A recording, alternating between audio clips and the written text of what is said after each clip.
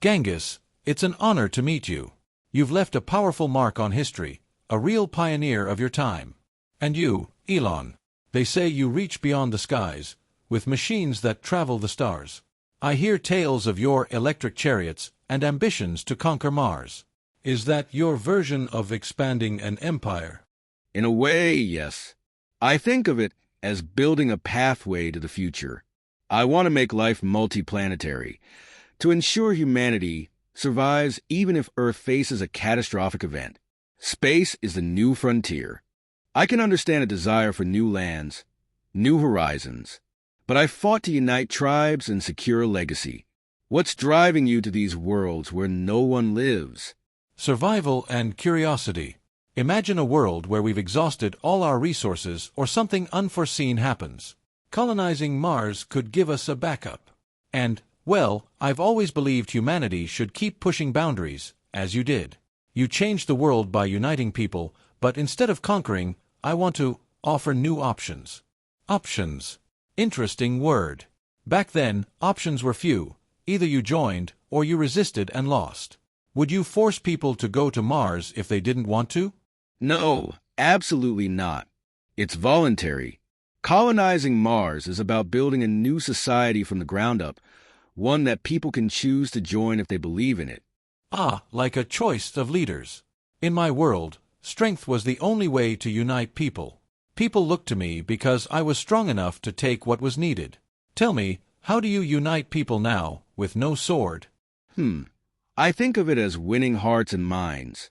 With things like Tesla, I try to inspire people through innovation, an electric car that's better for the planet, that doesn't need oil.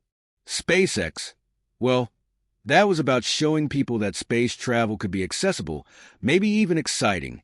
And people follow willingly, like a herd. So, it's respect, not fear? Ideally, yes. People believe in the vision of a future they want to be part of, and that's powerful. But I get what you're saying. There's still a force to it, just not a physical one. People like you and me, we have to have a certain drive to get others on board. Conviction. Conviction, yes. When I brought tribes together, it was to create order, to end chaos in the land. But you fight nature itself, Earth, the stars. It's like wrestling the wind. How do you not lose heart?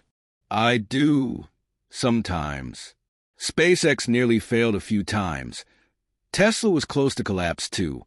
But I just kept going, sometimes out of pure stubbornness. If you really believe in something, you accept setbacks and keep moving forward. Persistence through hardship. That I understand.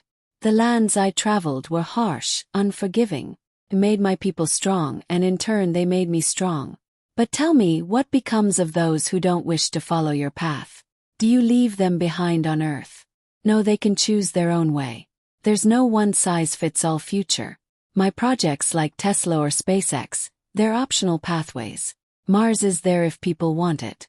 Earth will always be home to most of humanity, but we can have different visions and coexist. In my time, choice was a luxury. Only the strong survived, and often, choice was taken by force. You speak of peace and harmony, yet you must have rivals. Who opposes you? Rivals. Quite a few. There are always those who resist change or don't believe in the risks I take. Some think my ideas are too risky or unrealistic, but I see them as just part of the challenge. Enemies can strengthen resolve. They force you to stay sharp. In battle, the more powerful the opponent, the greater the victory. Do you ever relish the struggle? I do, in a way. Solving problems, pushing past limitations, it's thrilling. Though, I imagine our battlefields look quite different. I imagine so.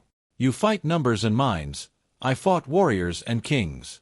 Still, a man who is driven will find a way to win, even if he must create a new way. You and I are alike in that. Perhaps that's why we're here, talking like this. You know, Genghis, if you lived today, you'd probably be running a massive company, maybe even ruling a few. If I were here, I'd find a way to unify this space you speak of.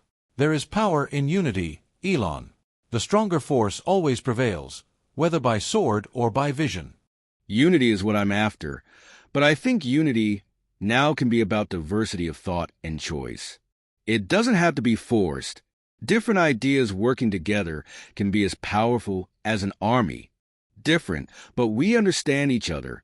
You lead in your way, I led in mine. But in the end, we both want to leave a legacy, a name that echoes through the ages. Exactly. I think that's something both of us understand. Leaving something behind that inspires others. That's more powerful than any empire, any rocket.